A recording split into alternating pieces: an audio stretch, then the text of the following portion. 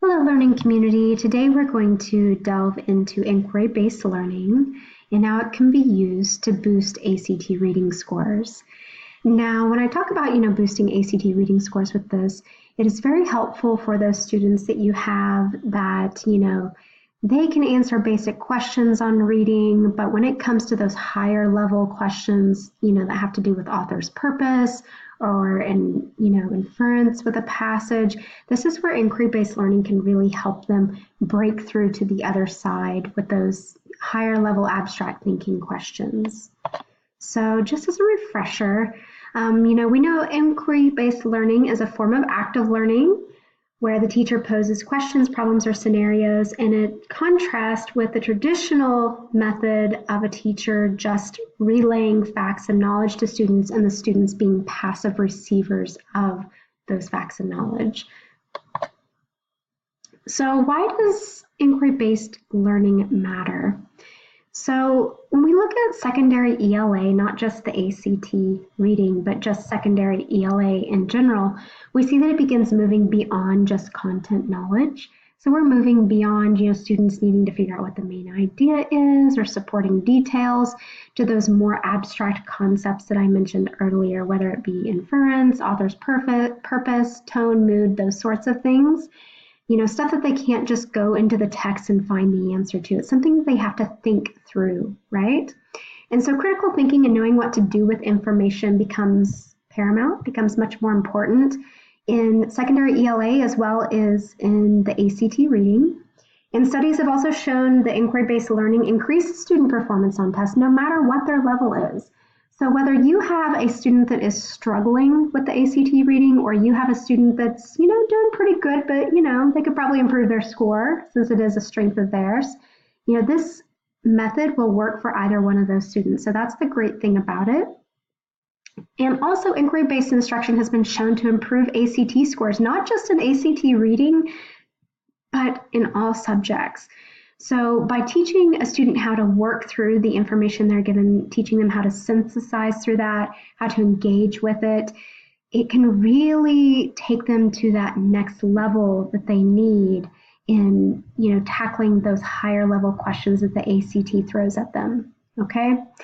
And another thing is, predictable passive learning can backfire. So when we think of a lot of the curriculums that our students are in the online EPIC model, whether it be Plato, Apex, whatever, your curriculum of choice is, a lot of it is relying on that sit and get method, right? They go through a presentation, they go through the material, ask questions, they fill it in, and they move on. There's not really any engaging with that material, synthesizing it, making them come up with their own conclusions, not a whole lot of open-ended questions. And that's where the teachers can come in and inject this inquiry-based learning on a lot of assignments to really help them get to those higher level depths of knowledge. So when I say depths of knowledge, I'm referring to Dr. Webb's depth of knowledge, where it has level 1, 2, 3, and 4.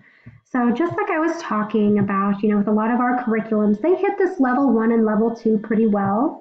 Right? So we have the students, we have the fill in the blank, copy information, even a few graphic organizers, maybe make a puzzle or game about topic or something. We see that a lot, but we don't see so much of this level 3 and level 4.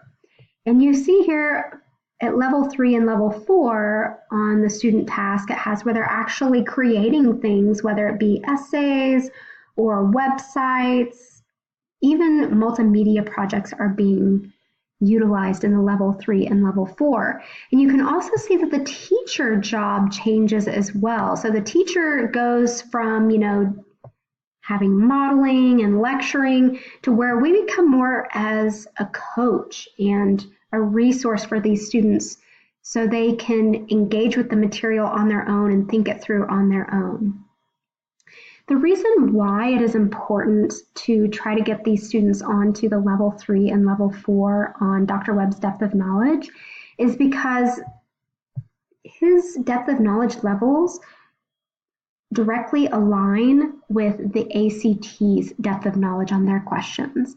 So the ACT has different level questions, just like he has different levels on the depth of knowledge. And while the ACT does have some level 1 and level 2 questions, it has a lot of level 3 and level 4 questions, especially when we look at the reading portion where it starts, delving into those abstract, higher level thinking topics that it is wanting students to think through and answer. So whether it is ACT reading or even, science, math, a lot of this inquiry-based learning can really help them break through to that other side and develop those level 3 and level 4 thinking skills. Okay, so going back to where we're looking at just ACT reading and how to use inquiry-based learning with that. So the first step you're going to want to do is ask open-ended question to prompt a student to think about a text. And this is really great with a lot of novel studies. So if you have a student that you see is, really struggling with those higher level ACT reading questions, choose a novel study. We have so many that are on our secondary ELA ACT coach site. Go through and find one that correlates to, your student's interest or grade, and that really opens it up to do a lot of inquiry-based assignments with, right? So for example, if you're doing the book 1984, you could ask something like, do you think the government control seen in the book 1984 is realistic? And there's no right or wrong answer to this. This is just getting a student to engage with the material, with the text that they have read, and get them thinking on those higher level questions and those problem solving strategies, right? Another question that could be asked is, what is the biggest component that leads to totalitarian regimes such as those seen in 1984, and why do people not rise up? And this can start as a discussion question, and from this, it can be built into a project.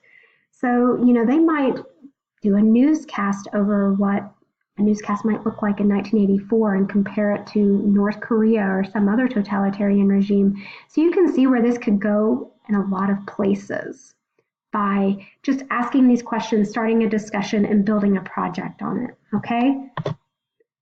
So step 2 is you want the student to explore the question further through inquiry-based assignment. This can be as basic as an essay or as complex as a multimedia project. I also want to mention that it can also be cross-curricular. So just like I was saying earlier with 1984 and, tying it in with North Korea, that can tie into a lot of the U.S. history standards for high school as well. So this can be something that you can cover more than just, secondary ELA. It can cover some of those other subject standards as well, which is the great thing with a lot of these projects.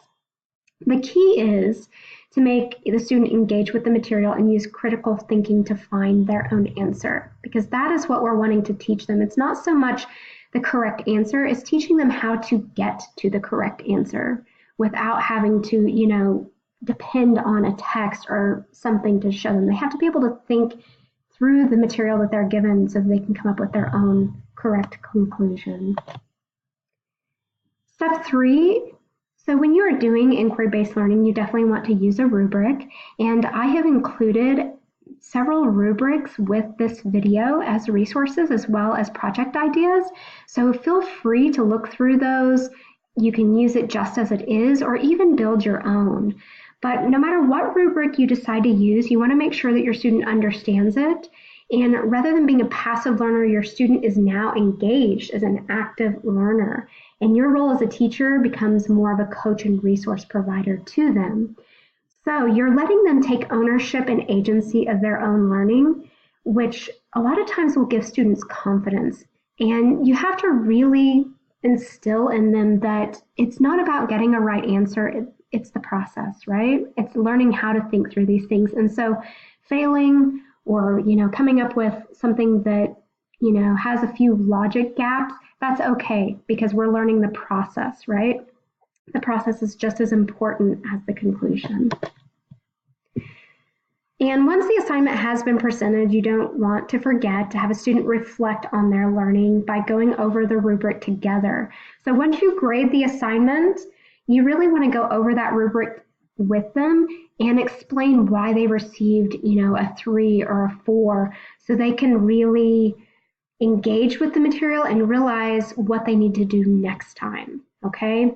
So this helps them, like I said earlier, it helps them take ownership of their learning, as well as it hits those level 3 and level 4 depth of knowledge questions where they have to think through the material that they have been given. So when they go to the ACT reading portion and they're reading through the passages and they hit those level 3 and 4 questions, they're better equipped to be able to think through them by using the material that they have been given, because they've already been doing this in their day-to-day work with your inquiry-based learning projects. So like I said, inquiry-based projects can be anything from websites, social media, videos, podcasts. These are just some of the ideas that you can use. And I've included even more templates and ideas with this video, as well as the rubrics. So you can go through, you can build your own, or just use the ones that are directly there. It is completely up to you and how ambitious you feel. And as with all of our instructional videos, you definitely want to look under our resource bank. It has project templates, novel studies, rubrics, all of that stuff.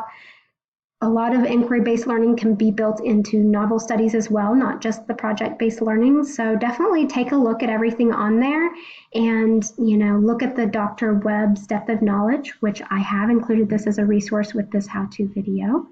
And try to build some of your own projects. Or if you're not feeling that confident, if you just want to use the ones that are already built, that is just fine too. But just try to hit those level 3 and level 4 depths of knowledge so your students can go into the reading ACT and really knock it out of the park.